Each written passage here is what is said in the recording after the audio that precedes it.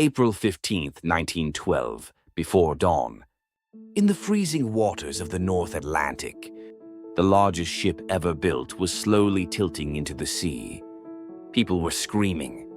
There were nowhere near enough lifeboats.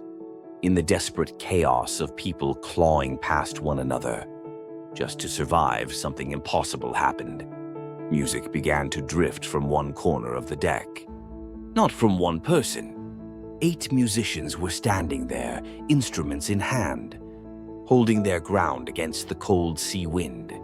The ship was going down. Death was closing in by the minute. So why weren't they running? Today we're going to talk about the 8 musicians who kept playing until the very end on the Titanic. Most people know they were there, but very few know why they didn't run, or exactly what happened in those final moments. And that story begins with one ordinary man bandleader, Wallace Hartley. Hartley was not born a hero. He grew up in a small town in Lancashire, England, and learned violin as a boy in the local church. No remarkable background, no glittering career. Just a man who loved music and made his living from it.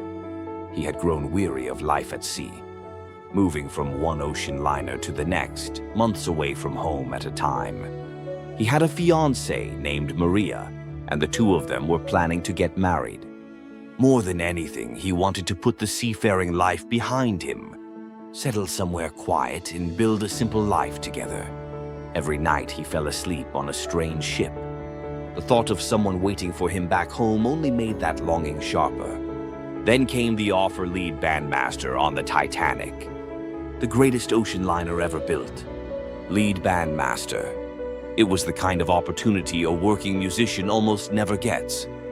The Titanic stretched over 270 meters in length and carried a swimming pool, a gymnasium, and fine dining restaurants inside its hull. To perform on board was considered a real honor. But the wedding was coming, and the thought of being away from Maria again for months made him hesitate. He held off until the last possible moment. In the end, he said yes. And before he boarded, Maria pressed a small gift into his hands. A leather case carefully wrapped. Inside was a new violin.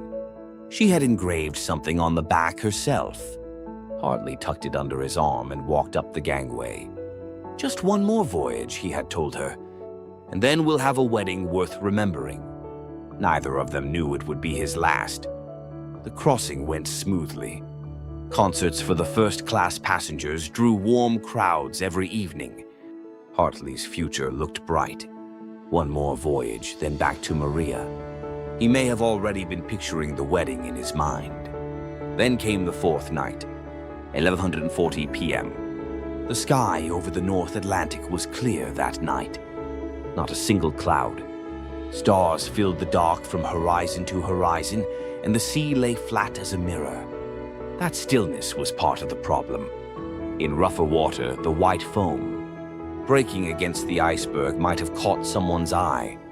But the sea was too calm, and the iceberg came without a sound. A massive impact shook the ship. At first, nobody took it seriously. Everyone believed the ship was unsinkable, and that reputation was hard to shake. Some passengers kicked the ice fragments, scattered across the deck, and laughed about it. "It's nothing," someone said. "We'll be moving again in no time." In at least one salon, champagne glasses were still clinking. But deep in the ship, the crew who had seen the damage firsthand knew the truth. Water was pouring in at a speed no one could stop. The Titanic had been designed to stay afloat, with up to 4 flooded compartments. The iceberg had torn open 5. The ship's fate was sealed within minutes of impact. The passengers just didn't know it yet. When word spread that there weren't enough lifeboats for everyone, panic took hold. Screaming broke out across the decks. People shoved each other out of the way. A mother ran calling her child's name. Elderly passengers sank to the deck, clutching the railings. Husbands and wives held each other's hands and could not speak. More than half the people on board had no lifeboat to board. Someone would live and someone would die. It was the kind of terror that strips a human being bare. Those already in lifeboats rowed in silence through the dark, watching the Titanic list and sink behind them. None of them could say a word. Survivors later testified that until the moment the lights went out, they could hear it, faint but unmistakable, music still playing on the ship. When that sound finally stopped, some of them began to cry. That was the moment Wallace Hartley went looking for his 7 bandmates. There is something worth pausing on here. When Hartley found them and asked them to come play on deck, did they all agree without hesitation? They did not. The musicians were not official crew members. They were hired through a separate agency and had no legal duty to stay. Any one of them could have slipped into the crowd and boarded a lifeboat without anyone stopping them. They were someone's sons. They had families waiting at home. Of course they wanted to live. Some of them tried to leave. Some argued back, asking what was the point of playing now. That was not cowardice. That was human instinct. No one faces death without fear. Hartley looked each of them in the eye, one by one. Then he said quietly, "We cannot put these people on the lifeboats, but we can stop them from being afraid." A short silence. Then, one by one, they picked up their instruments again. The first notes broke through the cold night air. The cello came in low and steady. The violins layered on top. One by one, the others joined, and the music grew clear and full. The melody mixed with the sound of waves, but somehow carried far across the water. Survivors said later they could not understand how music that solid could come from people in that situation. Hartley had chosen bright, familiar pieces on purpose. Cheerful waltzes, melodies people would recognize. The goal was to make it feel, even for a moment, as if nothing terrible was happening. To give the terrified something to hold on to. And something remarkable happened. People who had been running and screaming stopped. They turned toward the music. A woman stood at the railing listening and began to cry quietly. The raw panic that had gripped the deck softened, just slightly, just enough. Survivors wept when they recalled it years later. In that hell, they said, hearing music was the thing that brought them back to themselves. Without it, they would have completely fallen apart. One person put it this way because of that music. There was just enough calm to say goodbye. For some people on that ship, those few minutes became the most important of their lives. A chance to say I love you. A chance to say thank you.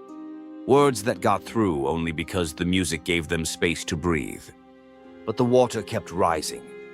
It climbed past ankles, past knees. The lights began to go out one by one. The bow dipped sharply downward. Still, the music did not stop. A passenger passing by cried out at them. "Why are you still playing? Why aren't you running?" Hartley answered without breaking stride. "So that people will not be afraid." Past 2 in the morning, the bow was completely submerged. The ship split with a sound that shook the air. The last lights went dark, and still in that blackness, the sound of a violin continued. Even as the water rose to their waists, 8 pairs of hands did not stop. Hartley told his bandmates to go. "Save yourselves," he said. "Put down the instruments." And then something strange happened. The ones who had started to scatter came back. They heard the melody Hartley had begun alone, and they turned around. They stopped trying to survive and picked up their bows again. No one knows for certain what that final piece was. Survivors remembered it differently. Some said it was "Nearer My God to Thee," a hymn.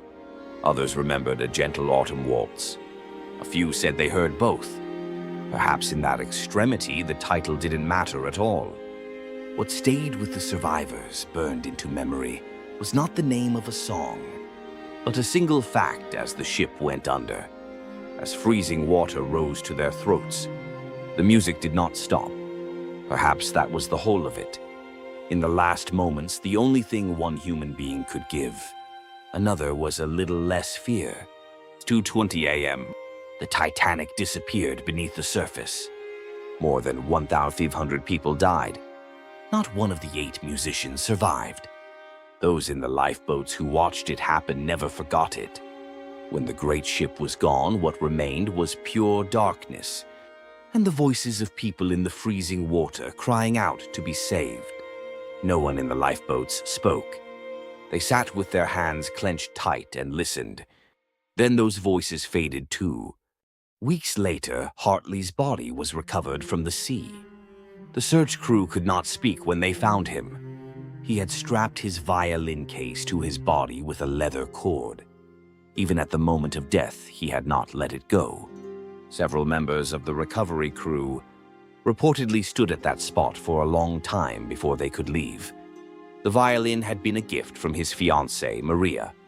On the back, she had engraved a message. For our engagement, from Maria. Hartley never made it back to her.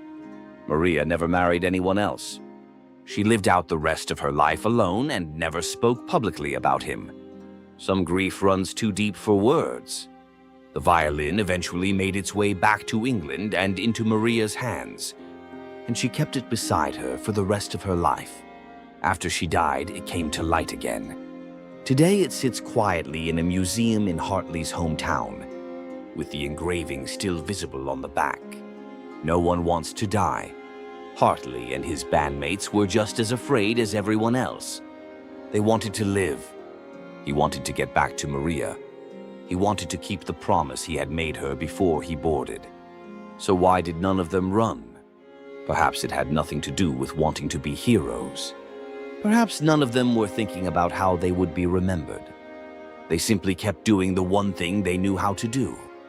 Even inside that terror, they were musicians. So they played. When news of the disaster reached the world, people were shaken to the core. And among all the accounts that came out of the Titanic, the story that stayed with people, the longest was not about a heroic captain or a sacrificing crew member. It was about 8 people with instruments. That was the story people could not put down. In the extremity of things, what a person truly loves tends to reveal itself. What Hartley held on to until the very end was a violin, and carved into the back of that violin was the name of someone he loved. The ship went down, but the music they left behind has never sunk. Over 100 years later, it is still with us. Maybe the most beautiful thing a person can leave behind is simply the fact that, even at the edge of death, they did something for someone else.